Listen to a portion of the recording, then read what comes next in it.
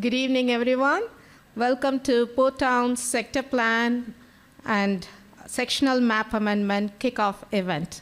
I am Josephine Selvakumar, Project Manager for the Port Town Sector Plan and Sectional Map Amendment. I am with the Prince George's County Planning Department in Master Plan and Studies section. Thank you all for joining us today as we embark on an exciting journey together. Our special thanks to Mayor Casinas, Town of Colmore Manor, for hosting the Port Town Sector Plan event. Thank you. Before we begin to start with the housekeeping items, I want to acknowledge that this is the project team's first hybrid public kickoff event through Zoom webinar. We want your voice heard and give you the flexibility and advantage to join us in person or remote. We appreciate your patience in advance if there are any technical challenges as we navigate through those challenges. Thank you very much. So as Arnaldo mentioned, we have live translation available in Spanish for this meeting with instructions on how to access the resource on this slide for online participants. Feel free to close out the choose language window if you want to listen in English.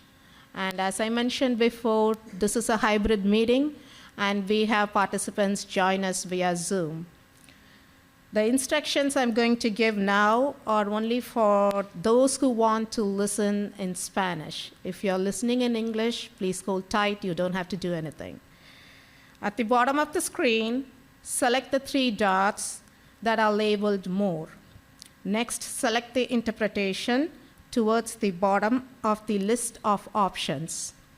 Once the interpretation is selected, you will be asked to choose a language for interpretation. Select the language, and you will then be able to hear that language. So I'm going to give you some housekeeping instructions for both in-person and online participants.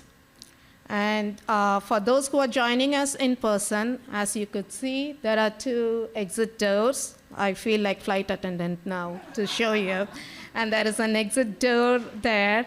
And restrooms are available as soon as you enter the hall to your right. And feel free to help yourself with refreshments. As you could see at the behind you, there are refreshments. And while you're grabbing the refreshments, please feel free to let our staff know your most visited coffee shop or your favorite coffee shop. That will help us to host Coffee with Planners to get your input from your favorite coffee shop. If you have not signed in while entering, please do so before the event ends. And there is a sign-in table you would have noticed as you walked into this hall. As you can see, there is a kids table behind, but I don't see a lot of kids here. 1 or 2, those who walk, no, okay, I see my staff say 2 kids are there. Okay, there are Port Town's coloring books at the back with images from your community. So feel free to color, and you are welcome to take it to your kids. Now I'm switching gears to those who are joining us online. So I'm going to briefly go over how to participate through Zoom so you can best interact with us through questions and answers. Please bear with us for this prolonged pause after each slide, as we must allow time for Spanish interpreters to catch up. Other things to note, we are recording this video, including the chat, and the entire kickoff video will be posted online in our website, and the information for our webpage and how to access that will be given towards the end of the meeting. We also want to encourage you to interact with us through Q&A during the presentation, and there are opportunities for you to participate via Slido. Your questions will play a crucial role for us in understanding the priorities of the communities. So to access the Q&A panel, just click the chat speech bubble at the bottom of the screen and select the option and type your questions. We will be monitoring the Q&A throughout the presentation and address your Q&A during the Q&A break, which is towards the end of the presentation. So the questions will have your name, and the information is available for public, so please be mindful in sharing sensitive information. So as I mentioned before, throughout the event, we'll be asking questions through Slido, and you can participate through Slido with us. So if you are using a smartphone, you can just open the camera and scan the QR code. If you're joining us through the computer, you have to just click slido.com to open to the web page. And if you see in the back of the chairs, we have posted QR codes. If I move the slide and if you miss this, don't worry. You can scan. There is a page taped to back of the seat. There is QR code for the Slido. You can scan that. If you miss that, while asking questions, we also have the QR code again, so you can scan that. If you still miss that, you can go to our webpage and answer those questions. So we got you, so don't worry about that. And those who are joining us online, if you have any questions while taking these Slido questions, please enter that through the chat panel, and we are monitoring the Q&A, and we'll help you with that. And those who are joining us in person, if you have any questions with Slido or any other questions, just please raise your hand, and we'll help you with that. That's a lot of housekeeping, I know, because I have to give instructions for both in-person and online participants. Thanks for bearing with me. Now that housekeeping is out of the way, we can jump into the core presentation. I would like to first cover the agenda for the event. So we will be first starting with calling upon the elected officials and Chair Shapiro, and then we will move to the introduction of the project team. So you will know who we are, and then we will call upon our consultant team, who would introduce their team, their role, and what they would do with this project. And then we'll talk about a brief overview of what a sector plan is, what a sector plan can do, what a sector plan cannot do. And then we'll talk about the most important thing, the community engagement process. We want your voice here. That's the main thing of this plan. So we'll talk about the community engagement process, and then, as mentioned earlier, we will move to the Q&A towards the end of the presentation, so we can answer your questions. And then we'll also talk about the next steps, what's involved in this planning process. And there are 2 activities involved for people who are joining us in person. And those who stay till the end, participate in the activities, you have special treats and goodies. Don't miss them.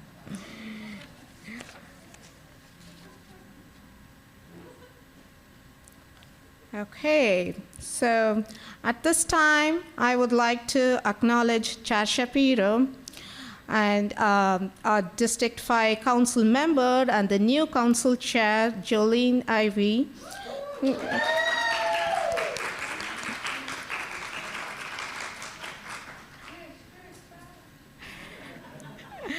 Mayor Casinas, Mayor James, Mayor Gant. I know she was running late.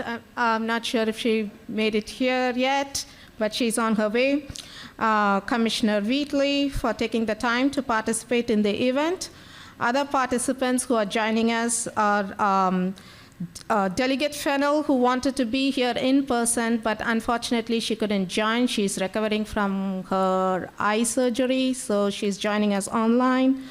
And we have a representative from Delegate Williams' office, Will Freeman. We have a representative from Congressman Glenn Ivy's office joining us online. Jocelyn Roth, at-large PGCPS Board of Education, And also, we have Commissioner Donner from the Prince George's County Planning Board joining us online. Thank you all for carving out time from your busy schedule to be here.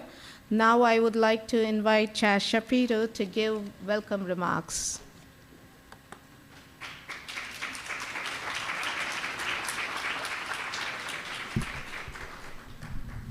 Before I start, I just have to take this opportunity to introduce the newest arrival, Adam Ortiz, a familiar face to many of you.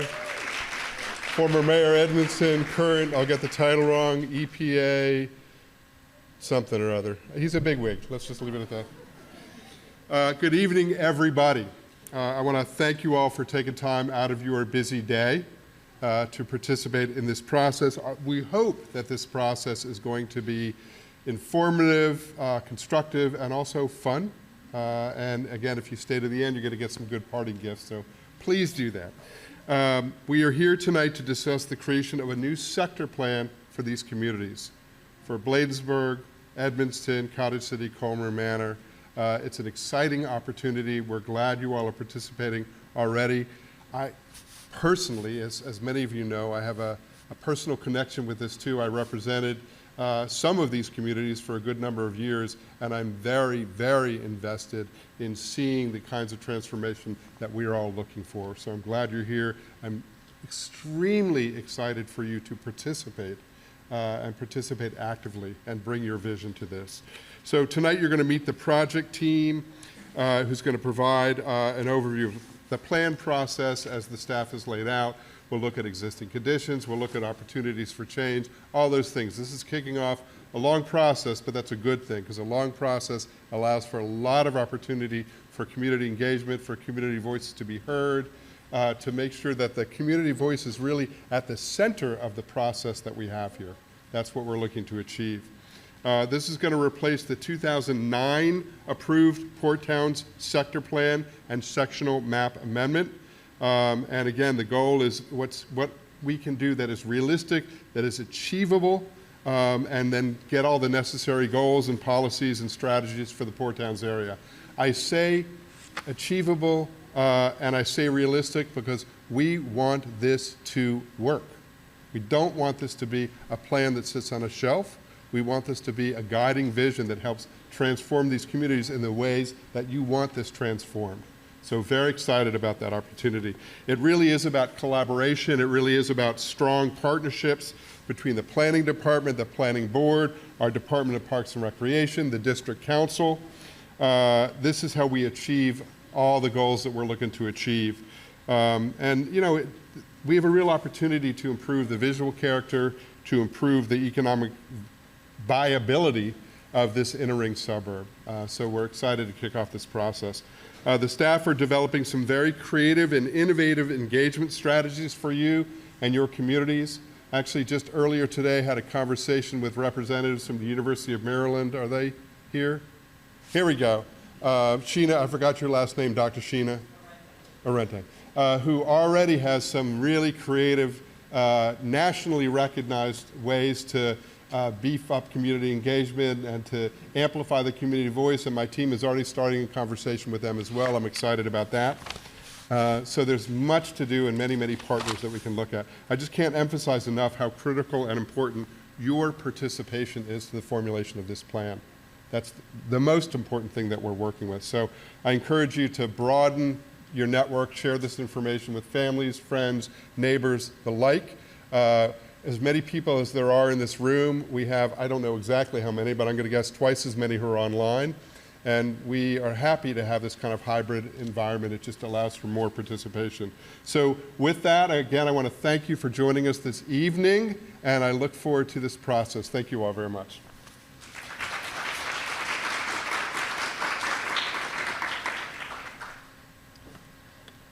Thank you, Chair Shapiro.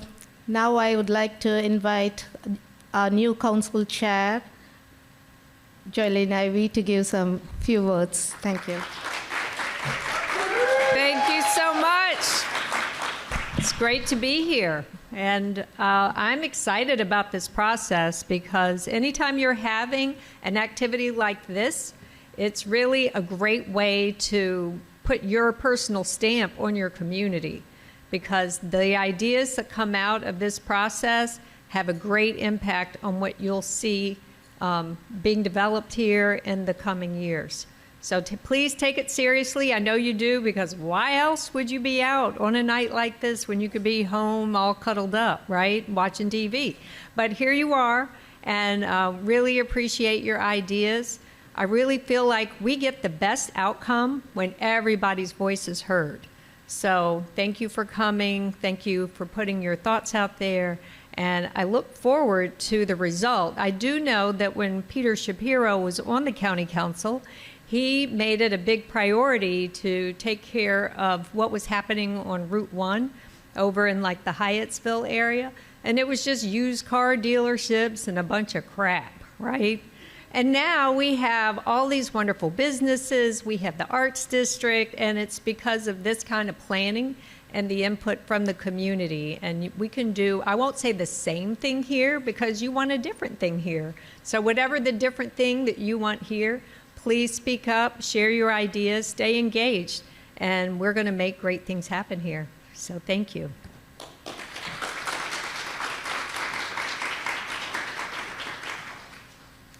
Thank you, Council Chair Ivy.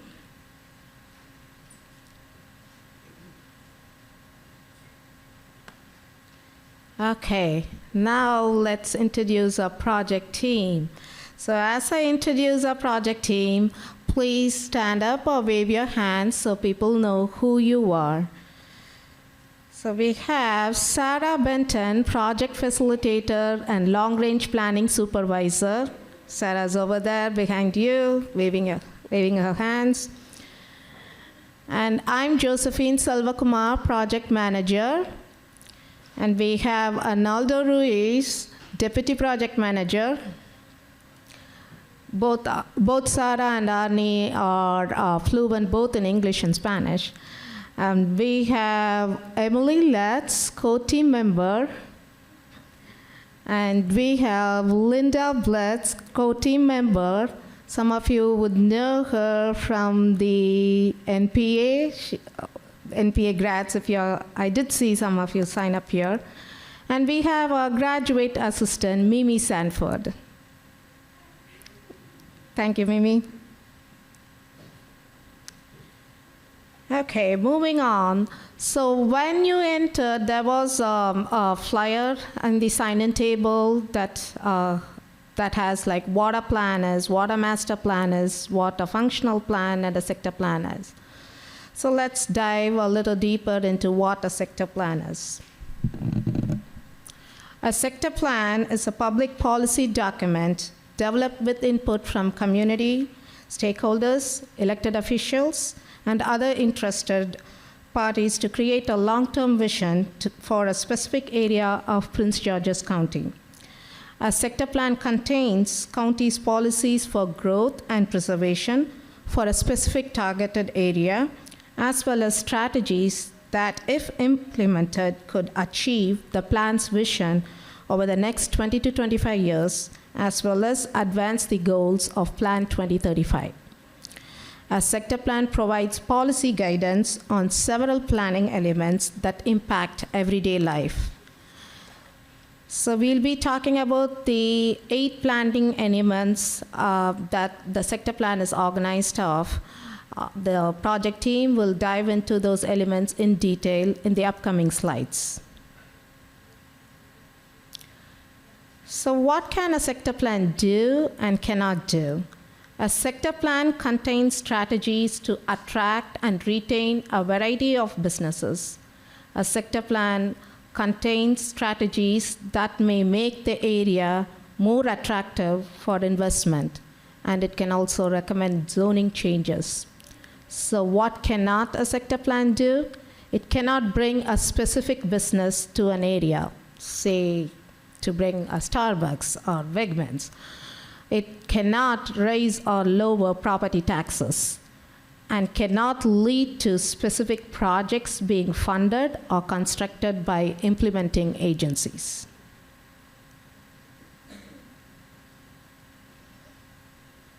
So what is a sectional map amendment, SMA? So this is a comprehensive rezoning process, also known in Prince George's County as the sectional map amendment, which is SMA process, allows for a change to a section of the overall county zoning map in order to bring the zoning of the properties in conformance with approved county plans and policies. By definition, it is a comprehensive rezoning of one or more properties pursuant to and intended to implement the recommendations of the area master plan or the sector plan. A sectional map amendment may be prepared and reviewed after, or most commonly occurs concurrently with the area master plan or the sector plan. In this Port Town sector plan, it will be done simultaneously with the plan update. So now let's talk about the project boundary. So the sector plan area contains about 1,935 acres, and the area generally comprises properties contained within the municipal boundaries of Bladensburg, Town of Colma Manor, Town of Edmundston, and Town of Cottage City. So the Town of Cottage City, Colma Manor, and Edmundston are in Planning Area 68, and the Town of Bladensburg is in Planning Area 69.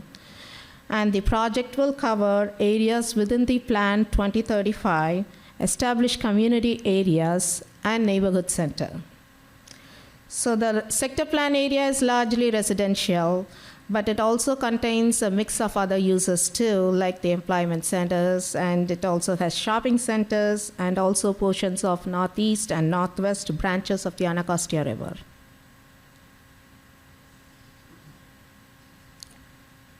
So our main objective here is to produce a sector plan and a proposed SMA through an inclusive participation process by February 2025. So this plan, as I mentioned before, will be the voice of the community. We want your voice heard. So community engagement process plays a vital role here. So with that in mind, here are some of our goals: to identify and analyze the existing conditions from what we have heard from you, the community, and through the interviews with the stakeholders, and to develop a new realistic vision and goals for the area in collaboration with you, the community, and to provide policies and strategies for implementation, and of course, advance Plan 2035.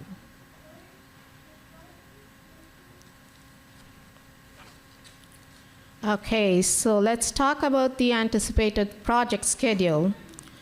So as you can see in the first line item that is boxed with a little star on the top, we did our existing initial analysis, existing conditions analysis, and the planning board requested district council to initiate the project on September 28, 2023, and the district council initiated the project on October 24, 2023.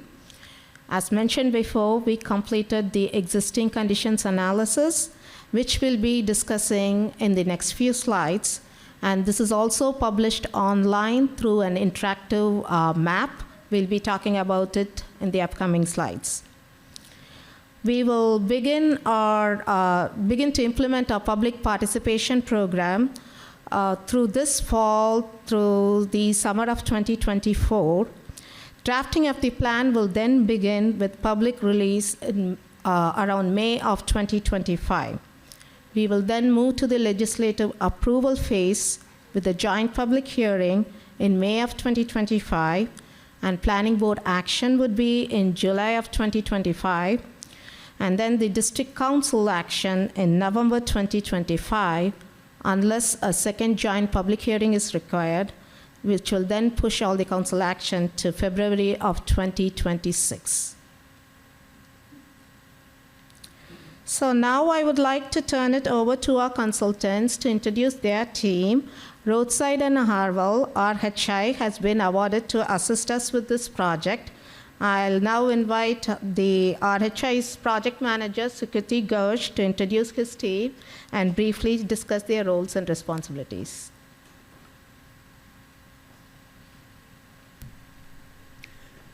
Good evening, everybody. My name is Sukriti Ghosh. I'm an urban designer and principal with RHI. We are a planning, urban design, and landscape architecture firm here in the DMV area. Great to see you all today. Those who have come here in person and those who have joined online. I'm here to introduce our consulting team. We have a great team. As I mentioned, RHI, we're the prime lead consultant. Dina Roadside is here. Dina, if you can raise your hand if you're here. She's back there. She worked on the previous 2009 sector plan. So it's great continuity with that plan.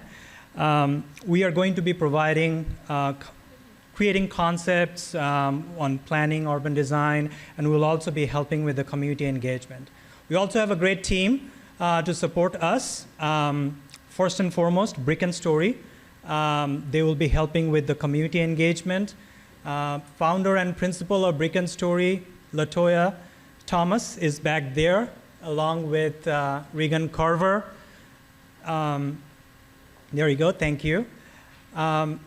We have Alexandria Translations helping us with bilingual translations, and Camila Aparicio and Adriana Torosian, they are here. So if you need them to help with bilingual translation, they're here. So in addition to the planning, urban design, and the community engagement, we'll also be looking into the market. We'll be analyzing the market, understand the economics of this area. So WZHA will be helping with that. We'll be looking at or analyzing the connectivity, the transportation, the mobility aspects of this area. There are a lot of connectivity issues about connecting to destinations from the neighborhoods to the destinations. So we'll be looking into that. Code Studio will be helping us with zoning and regulatory aspects. As part of the concept development, we'll be thinking about the new zoning that is there in this area, and then how the concept plan can be implemented through zoning and regulations. They will be helping that one out.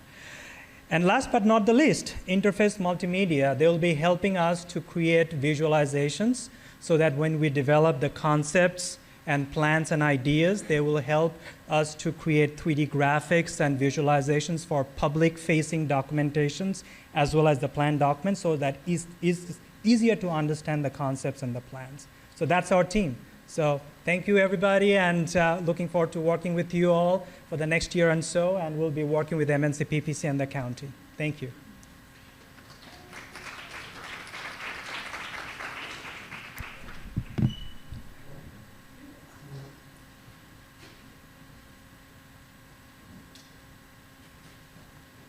Thank you, Sukriti. I will now turn it over to the project team to discuss about the existing conditions analysis.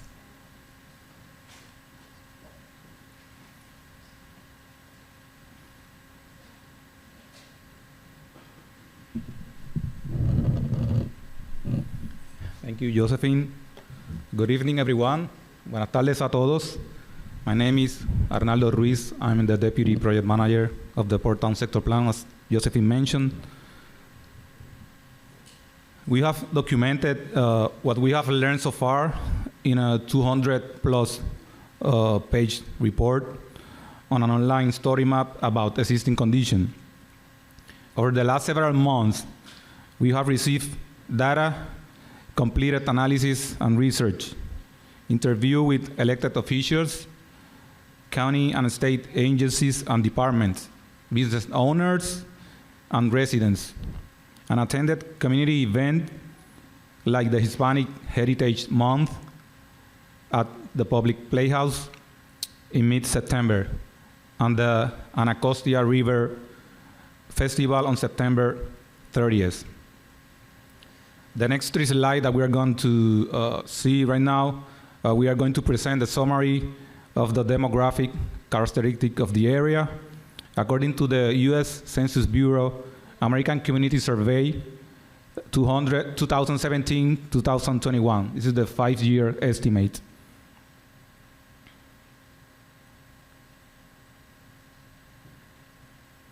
As we can see in the graphic on the left, most of the homes within the planned area were built during the 1960s and during the 1970s.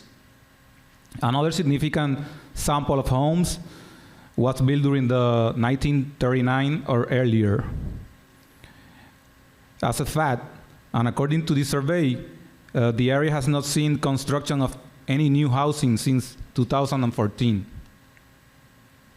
The graphic on the right shows the number of homes built by type, where the single-family detached or the one-unit detached is the most common. Medium multifamily buildings, 10 to 19 units, also have a high presence in the area, followed by the large municipality building, the 20 units or more.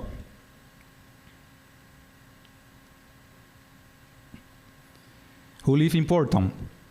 In the graphic on the left, we can see that 47% of the people living in the port towns are Black or African American, 33% are some other race, and 12% are white. Of those races, nearly 44% are Hispanic or Latino. The graphic on the right shows us that the age of the majority of Port Town residents range between 25 to 34 years, or 50%, and 35 to 44 years, or 14%, a relatively young population.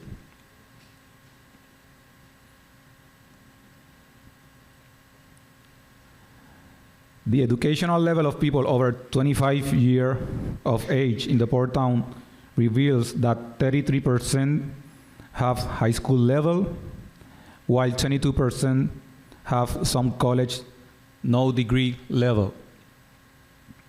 Also, 12% have less than 9th grade or bachelor degree level. According to this survey, the ACS survey, most of the residents within the planned boundary works in the areas of services, followed by management, business, science and arts, and natural resources, construction, and maintenance.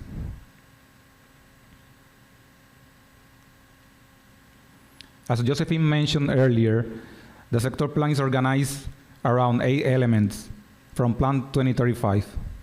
These include land use, economic prosperity, transportation and mobility, housing and neighborhoods, community heritage, culture and design, healthy communities, and public facilities. Also, we have placemaking. That is another element that we are using to analyze the plan. But we need to know that this is not in Plan 2035. This is not a Plan 2035 element. Breaking down a plan into this element is a way to organize the complex factor and consideration that affect and are affected by growth and development. So now we are going to talk about a little bit about the SWOT analysis that we did to start thinking and learning about the community. Here we share the highlights of what we have heard and researched using a SWOT analysis. Some of you may heard of a SWOT analysis before, but for those who have not, SWOT stands for strengths, weaknesses, opportunities, and threats. Strengths and weaknesses are inside port towns, while opportunities and threats come from the outside. Strengths are things you love and should be leveraged in creating the updated sector plan. Weaknesses are things that we need to acknowledge and fix. Opportunities are things that we can embrace and use to transform. Threats are things we need to reduce or eliminate. Because we like to start and end on the positive, we will present threats before opportunities. So we are arranged a little bit to to end on a positive.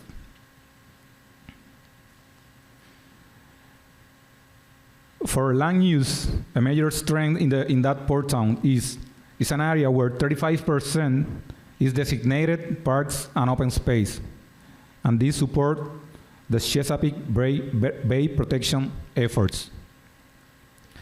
Some of the economic advantages include that port towns is near the main regional transportation network. It has a low rate of vacant commercial properties. The majority of real estate is affordable, and the locally owned businesses are diverse. The housing inventory in Port Town is affordable. The vacancy rate is low, and the demand is high. There are currently 3 independent living facilities and 2 assisted living facilities within the planned area serving our seniors.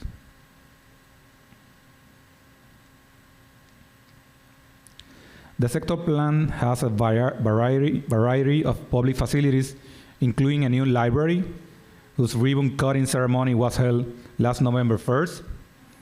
It also offers a generous number of parks, shared use paths, and green spaces. As for transportation and mobility, there are several bus lines from WMATA, Metrobus, and DPW&T, the bus serving port towns. The area is also served by the county call-a-bus transportation service. In addition, Bladensburg, Cora City, and Colmer Manor provide their own call-a-bus service. For pedestrians, the sector plan is also served by shared use path, and most streets in the community are served by sidewalks. Also, in 2009, the town of Edmonston became the first municipality to install a green street in Maryland. Regarding natural environment,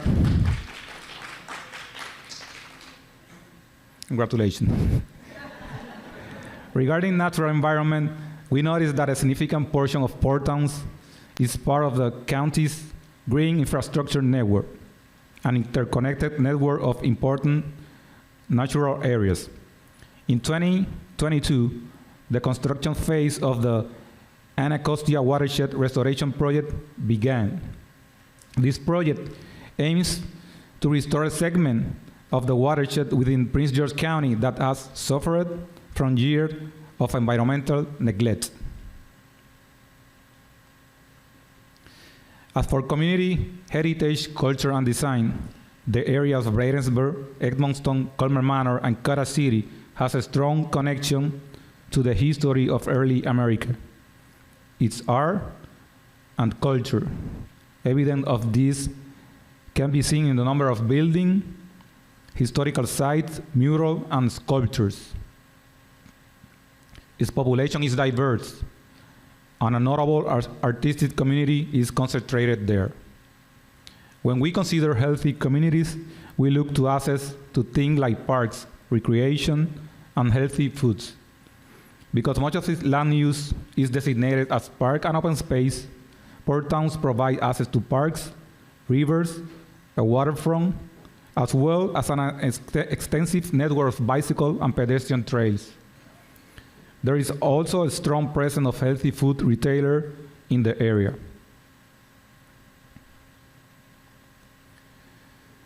So what we are missing? Now we would like to know from you what we are missing in what we have discussed so far about the strength of the area. You can participate by placing your comment either through Slido or directly into the chat box.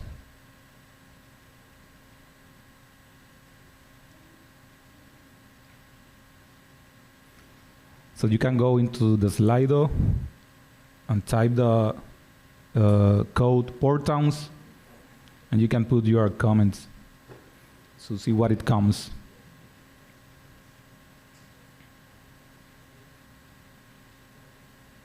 Oh, wow. Okay, we have the first one, entertainment.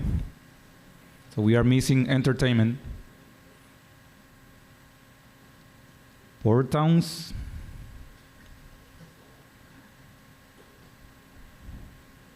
Okay, economic development,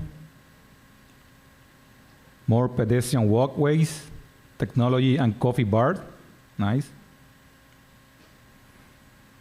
Except for Eco City Farm, no healthy, I can see, no healthy food.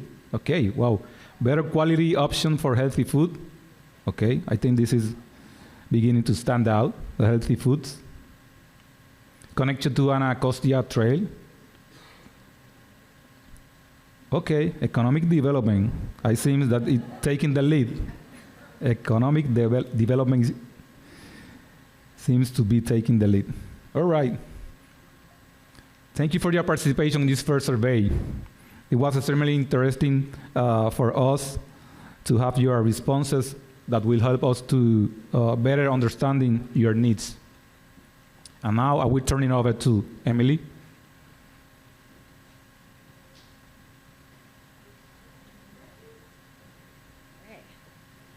Oh my goodness, you're so tall. Okay. My height is not the issue, it's him. Okay, hey everyone, I am Emily Lutz, and I will be going over weaknesses and threats for port towns, but as we mentioned earlier, we will end this on a positive note. So based on data and feedback we collected, we have identified the following weaknesses for the area. When considering land use in port towns, we think about the significant open spaces, but much of this area is actually located next to the Anacostia River rather than being integrated into residential areas. So what we heard from the community is that to access their favorite amenities such as Bladensburg Waterfront Park or trails along the river, they need to take a car or bus ride to get there, rather than a short walk from their home. As we mentioned, economic prosperity is a goal to create a diverse and innovative, regionally competitive economy that generates a wide range of well-paying jobs. In comparison to Washington, D.C., Port Towns is at somewhat of a disadvantage because developers can receive a higher return on investment and higher rental rates outside of the Port Town areas. So this results in private investment happening outside of port towns. And within the plan boundary, we're seeing a lack of real estate variety and fewer new buildings.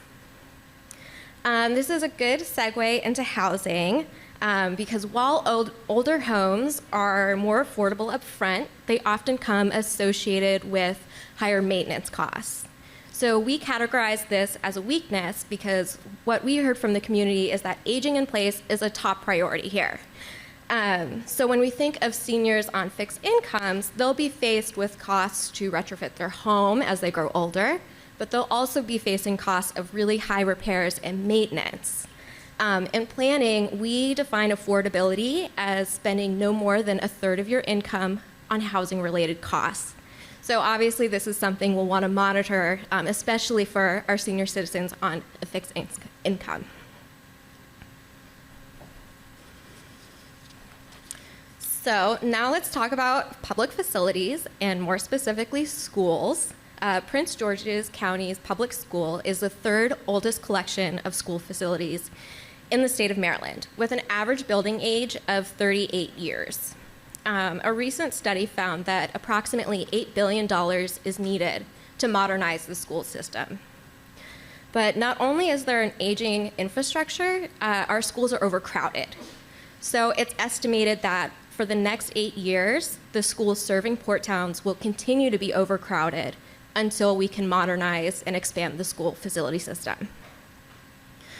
So moving on to transportation, pun intended, Port Towns is well located within the Washington, D.C. area with easy access to the Capital Beltway and Maryland state routes. But these routes were designed for the fast and efficient movement of vehicles, resulting in the area acting as an auto-oriented pass-through town. So during our outreach, we heard that it's been really a nightmare for residents to get around, whether it's to go to an amenity or a service in the evenings or in the mornings, because it's just a gridlock of cars. And I don't know, maybe some of you experienced that on your way over here between 5 and 6 p.m. So, yeah. So that's one of the reasons we've acknowledged that as a weakness. When considering the natural environment, our attention focused on flooding. I think this was the top concern that I've heard from residents as I've gone to community events. So 17% of the area is located within the 100-year floodplain, and 39% is covered with some type of impervious surface, like a road, a building, or a parking lot. And so why that matters is because impervious surfaces prevent the natural soaking of rainwater into the ground. So if not addressed, it can really become a larger problem.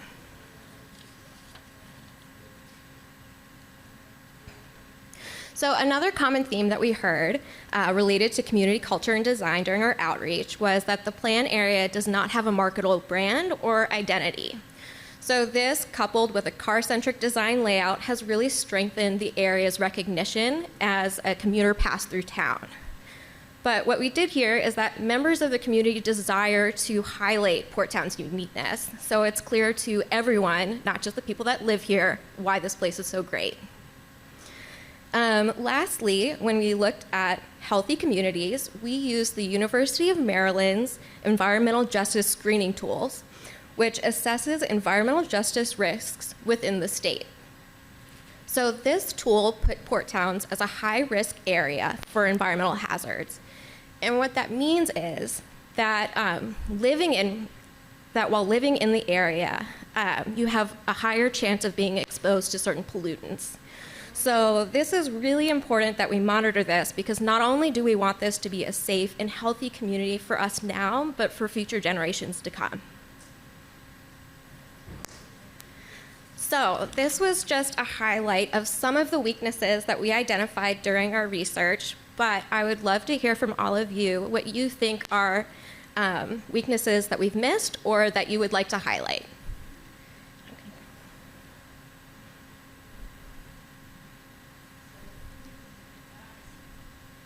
What?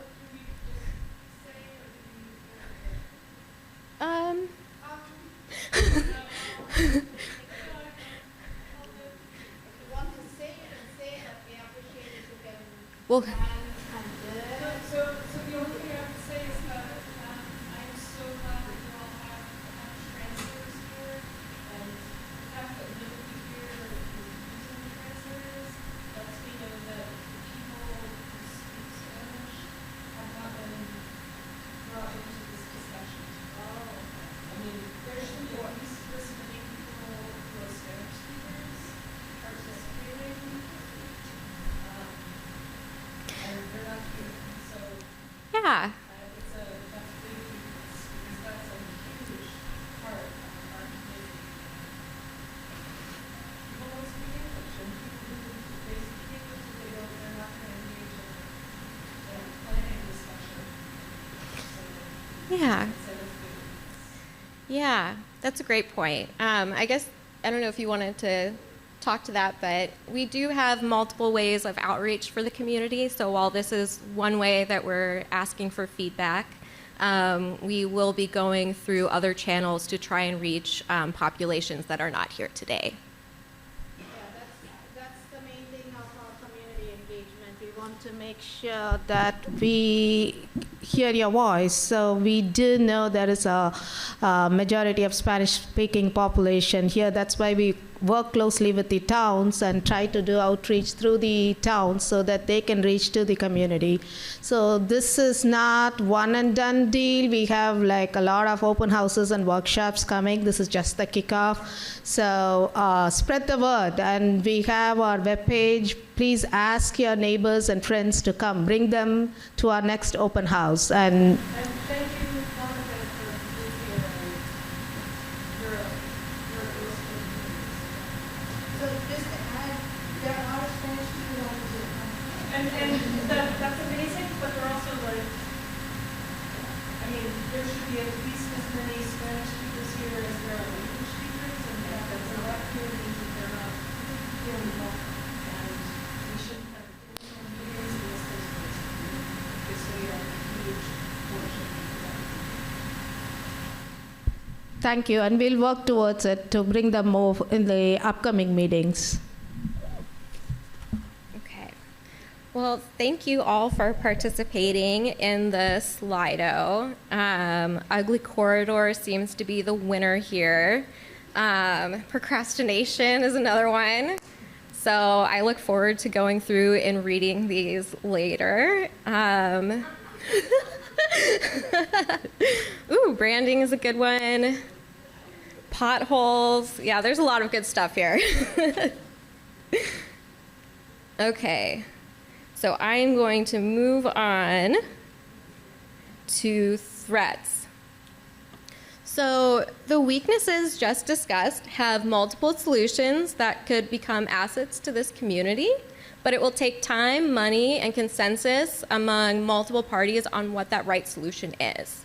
So it's really important that we identify the threats to port towns so we can learn and adapt and become a more resilient area.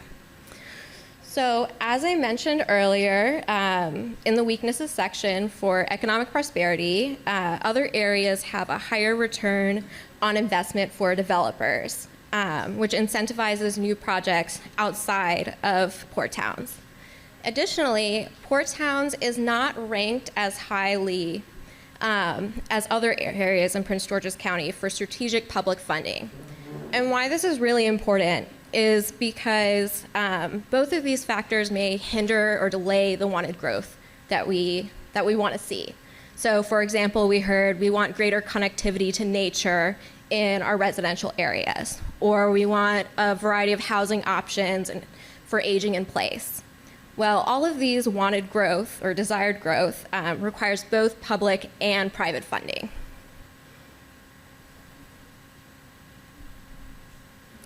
So as planners, we try to predict an unknown future, which is a challenging task to get right.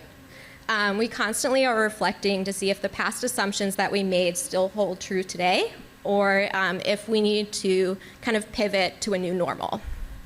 So as I mentioned earlier, the county's public facility schools will require a significant financial investment.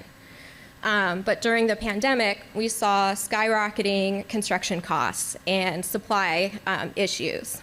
So it's important that we are in a continually monitoring to say, are we where we thought we were going to be? And if not, how do we get there?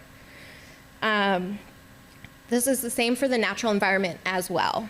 So we're grappling with a new normal of a higher frequency of extreme rain events from climate change, which can really exacerbate the already existing flooding problems. So older infrastructure or older storm infrastructure made 50 plus years ago may not have originally accounted for the new rainfall normal that we see today. So it's important to reflect and potentially look at retrofitting our current structures to accommodate this new change in weather patterns. And the better that we get at acknowledging and finding these emerging threats and adapting, the more resilient we will become.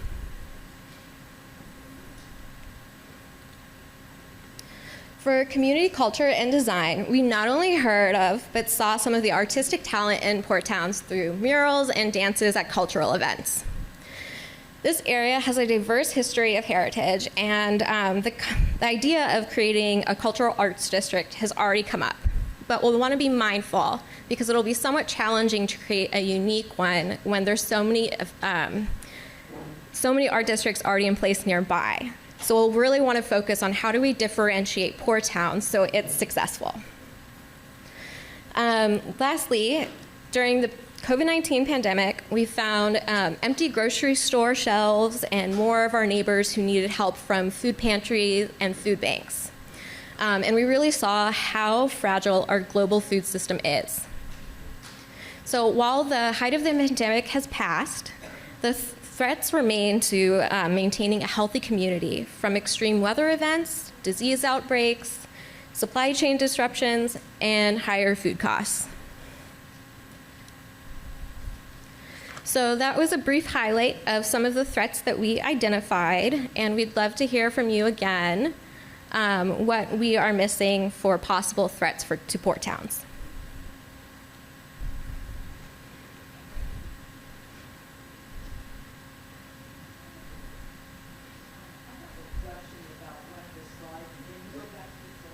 Yeah. This one or the one before?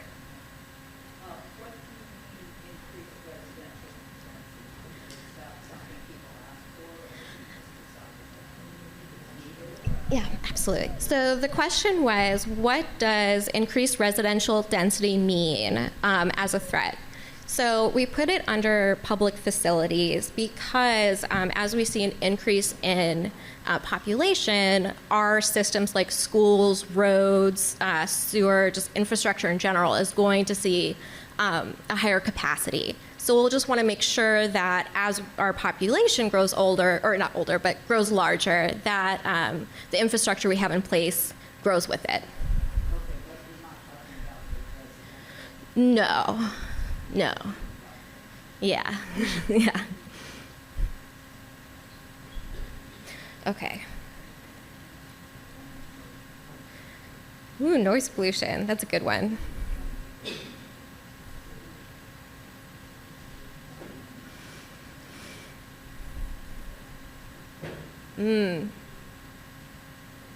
Yep, displacement. Sex train. Unwanted development.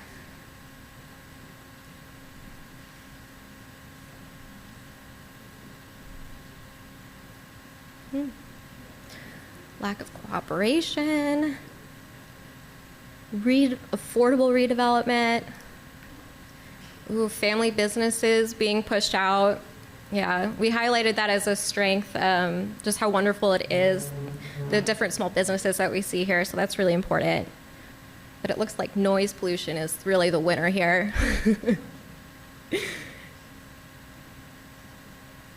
Okay, well, as promised, we're going to end this on a positive note. I am done being the Debbie Downer here. I'm going to hand it over to Linda.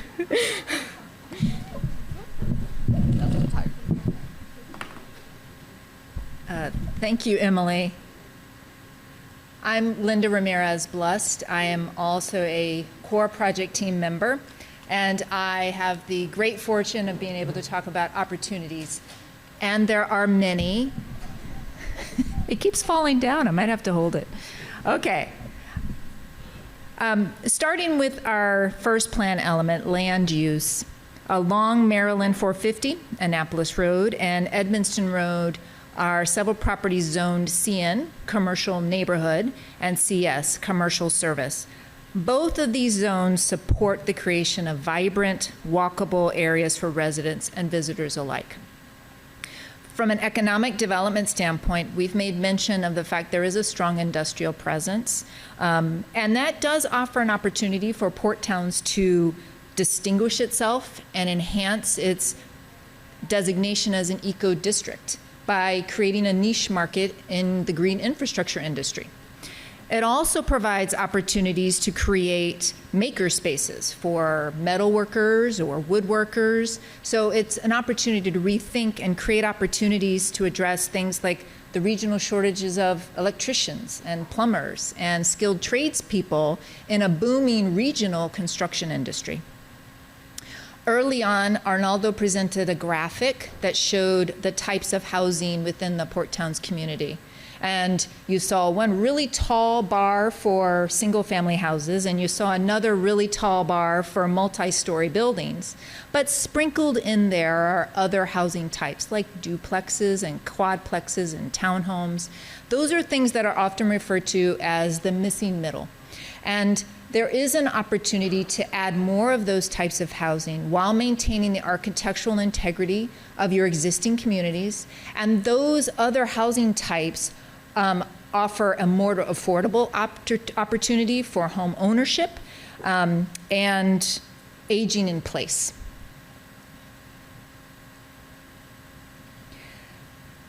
Early on, I think during the weaknesses or threats, I'm not sure which one, we heard mention of no pools, or they would like to see a pool. Well, our Parks Department is in the process of implementing what they call Formula 2040. And in that plan, they've moved to what they call a multi-generational model.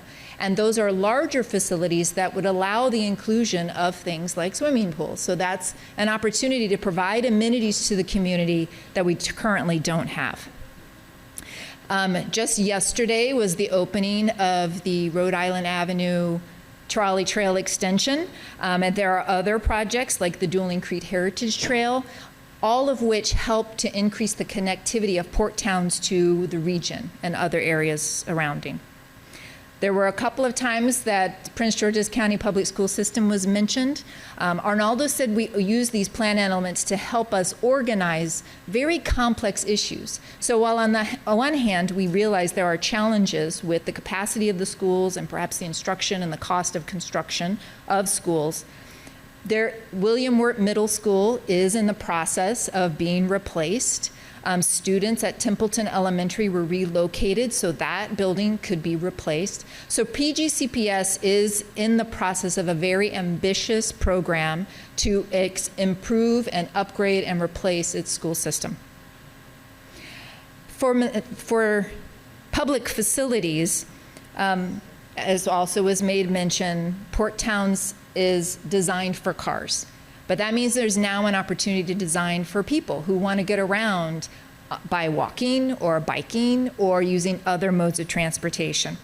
And so there are a number of opportunities to enhance the sidewalk infrastructure, making it compliant for Americans with Disabilities Act, and to introduce traffic calming, wayfinding, and placemaking, which I'll talk a little bit more about.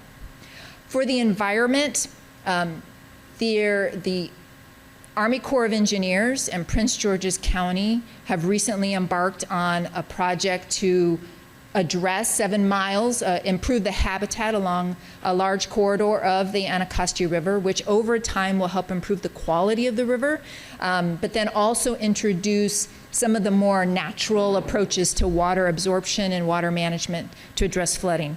But there is a focus and funding available that hasn't been available in the past to address those issues. Every town within the Port Towns community has received money from the Chesapeake Bay Trust Foundation through its various programs and have implemented a number of projects to help address many of the flooding and other risks that are present within port towns because of your proximity to the river. And there is a lot more funding and opportunities available to continue to improve the natural environment.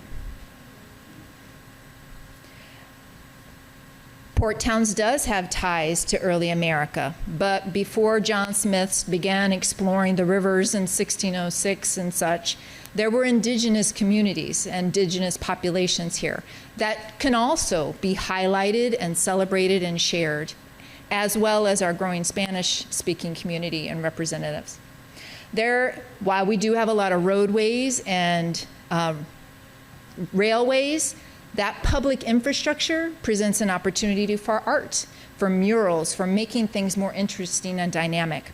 And through partnerships with EcoCity Farms, I saw that made mention on one of the posts, EcoCity Farms, Community Forklift, this community has a history of developing relationships with partner organizations that can help achieve the long-term goals of the community. And so there's an opportunity to continue that tradition, enhancing those relationships, growing those relationships.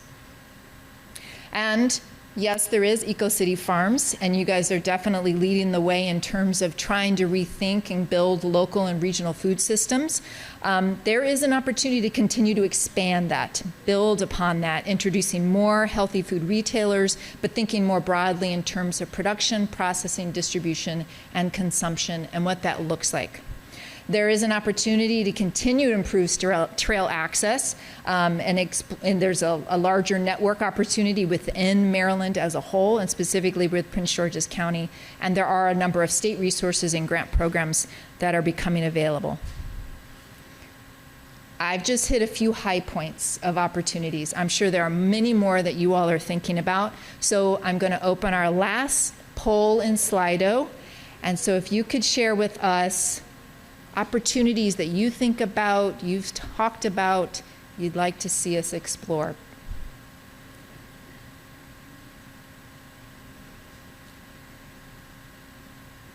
Ecotourism.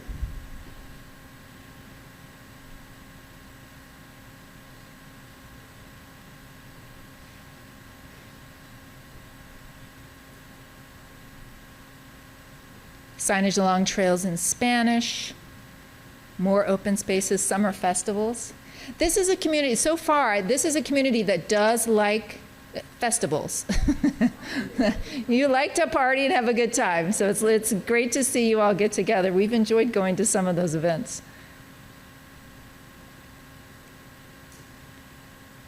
More entertainment. I think we saw entertainment earlier.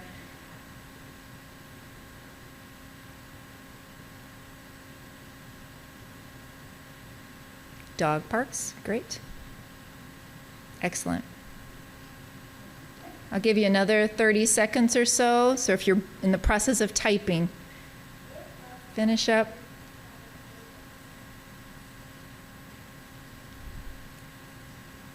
Okay, now they're rolling in. Youth engagement, yes.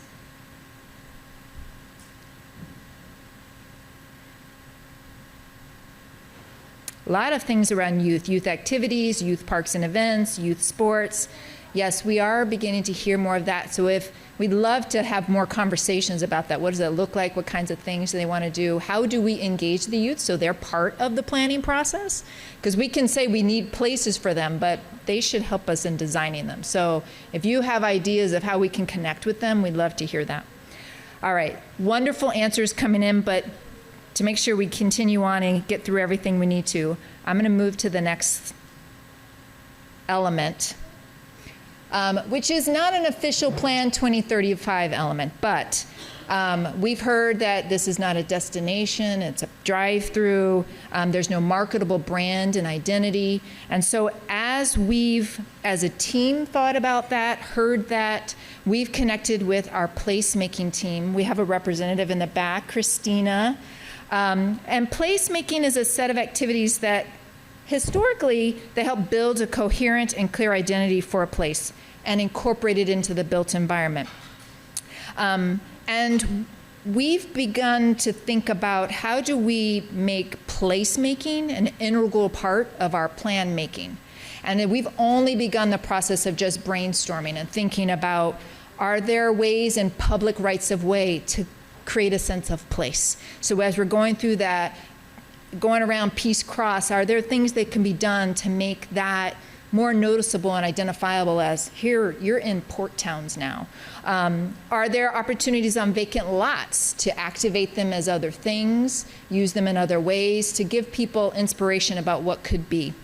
And so we're just beginning that process of placemaking and brainstorming. So again, this is another item where we'd love to hear your feedback, your ideas about how we integrate placemaking into our plan making. And now I'd like to hand it back over to Arnaldo. Thank you, Linda. So our team seeks to engage the community using these 4 approaches: recognition, collaboration, listening, and cooperation. Now we will move on to the Q&A session. And again, online participants can also write their question using the chat box. So please, if you have any question, this is your time.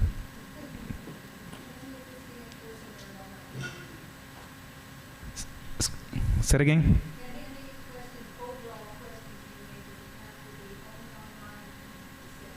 No, you can be said it here.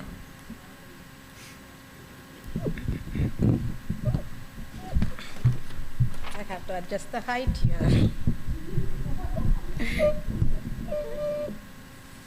Thank you. Yeah, the question was, can you ask here or should it be online?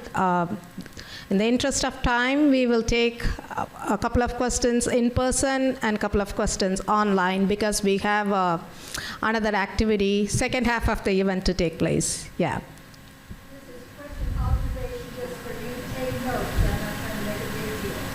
One is, I'm not clear who has been talked with, who has talked with, who come to the conclusions you have come to. 2 is, have you looked at the Bladensburg University of Maryland branding study results? We had an extensive one in Bladensburg. Have you looked at those for branding, for business? Target planning, Maryland National Capital Target Planning. Have you taken, I've heard some results, but have you taken project, because that, if that horrendous thing goes through, it's going to affect anything you want to do. So you need to get off the stick and take a stand against it. It goes right into the still. Yes. So, and now I'm on the board of the Amen Historic Trust. I would believe you would want to consult with those looking at the history of Boston House and the other historic properties in this area, because that is maybe some part of the center plan and an attraction to the town. And finally, I should mention, I believe you were talking about it, there is an effort working with about stormwater and flooding that's going on in Lakeshore. That's what I think you already know about. But to keep that in mind, that some efforts are. Thank you. So we've just done the existing conditions analysis, and it is a 2-year planning process to come up with the strategies and policies and recommendations to before the plan is adopted. So that's where when we did the existing conditions analysis, I remember talking to you in the Bladensburg International Festival.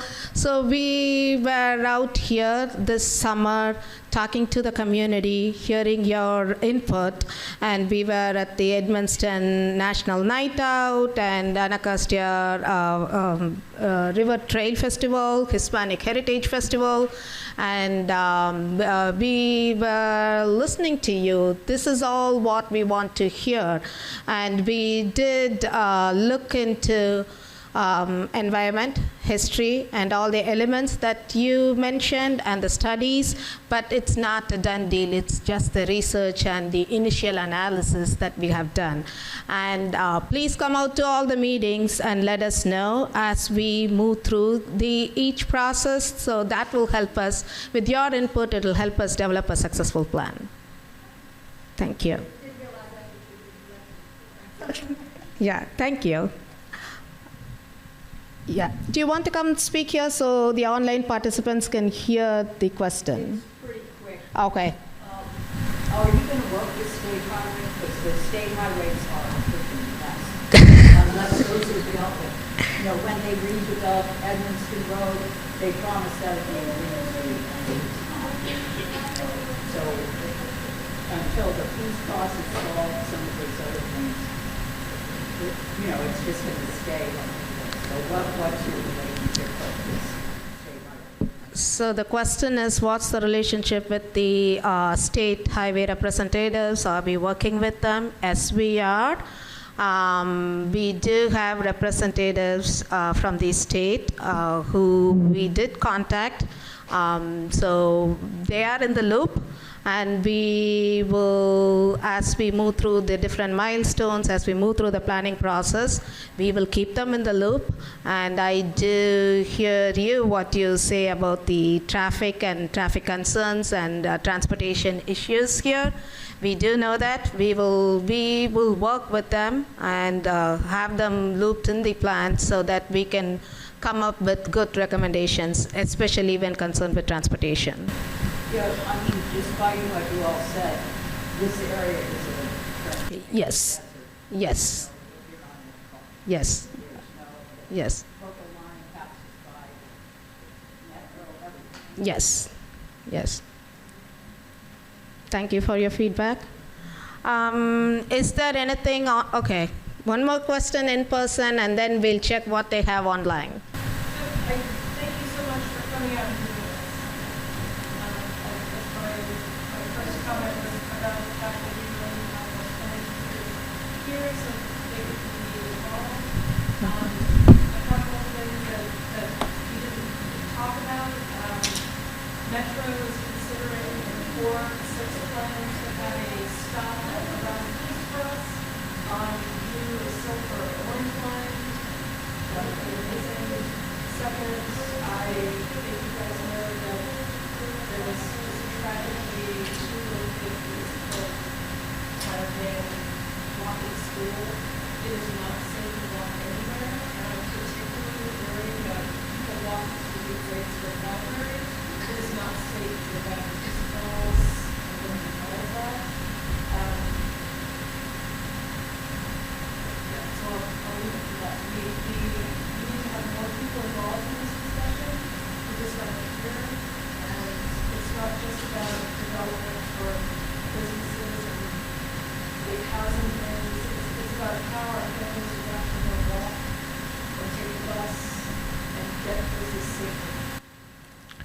Yeah, we agree with you, 100% agree with you. Like we mentioned before, Port Towns is designed car-centric, and when doing the plan update, we look into all possibilities, hearing your input, including everyone, to see how better we can provide recommendations so that it is safety is the main concern that we have heard so far. That is some prime thing to be addressed. So we hear that a lot. So that's a priority in our list of things that we have heard. So we hear that.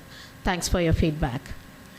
Okay, one last in person, and we are going to check what's online, and we are moving to the activities. Yeah. Thank you so much for taking this last in-person question. Looking at the data that you showed at first, it looks like about 28 or 29% is our young adult into millennial population, with I remember the 15% being 24 to 35, and then 23 to 17. That's a large population area growing for this area. I don't think I see any young people here that represent, and so I think there's lots of work that we can positively, collectively do. And so I just wanted to call that out as well, because that to me was alarming. 24 to 35. That is the largest percentage group, and so we should pay attention to that as well, piggybacking off of what my neighbor said. Definitely. I did speak to someone from Youth and Recreation. I think Mayor Kassin has introduced him to me. So that was the main thing we were talking about. Bring the younger generation to the meetings. We want to hear from them, and we did send out email blasts to all the schools, so we want them to be more engaged. So yes, we hear your feedback. Thank you. Thank you for your comments. Go ahead. Okay, so the first online question is, how is the pre-existing conditions planning connected to large planning projects immediately outside of limits, such as public playhouse?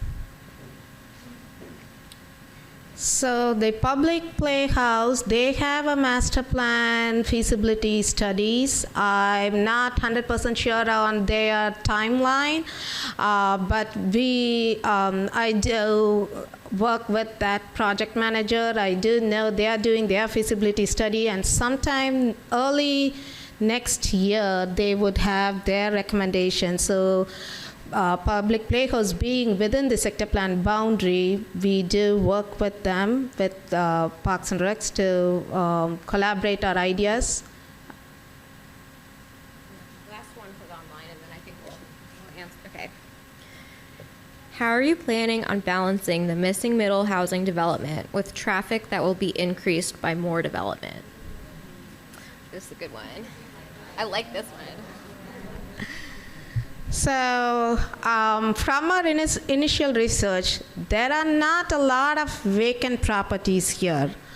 There are like opportunities for missing middle housing, but with any new development, there is more traffic. Traffic is a concern, an issue here. Like mentioned before, we do work with different agencies and representatives, and when you come up with any recommendations for housing, the impacts on new development is traffic. We do look into that as well. Like I said, we are in the very early stage, and we are listening to your input and considering all these factors while we develop the plan. Yeah, please add on. Yeah. I love this question. It immediately makes me think of an image of 30 individual people riding a car. So we have 30 cars on the roadway. But what if those 30 people were instead on a bus? Our roadways are now less congested. There's more movement. So I think transportation and multimodal options for our residents as we grow is going to be really important to plan together with this. So that's, yeah. That's it. Thank you. Yeah. So in the interest of time, I'm going to keep moving. Thank you for your questions. You can still send us your questions through our email ID, and I'll give you the contact information, so you can send us the questions. We'll get back to you through that.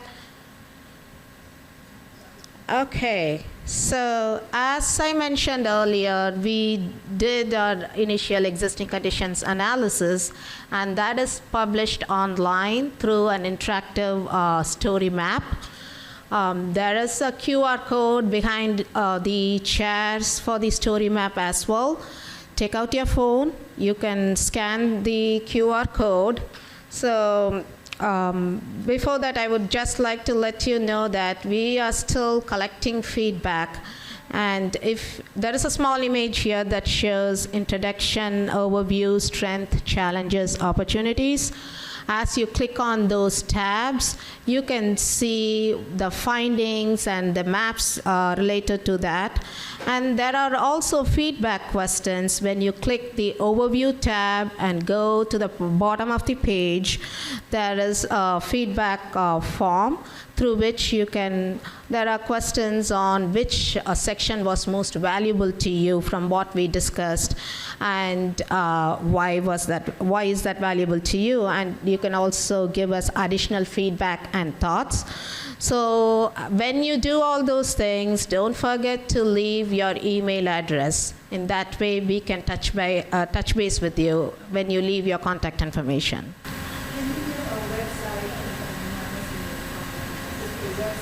Yes, sure. Yes, so here it is. So if we are in the process of creating steering committee.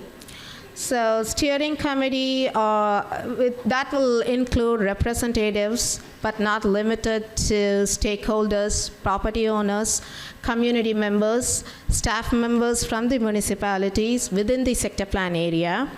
So the project team and the consultant will work with the steering committee right from the initiation of the plan until the plan is adopted.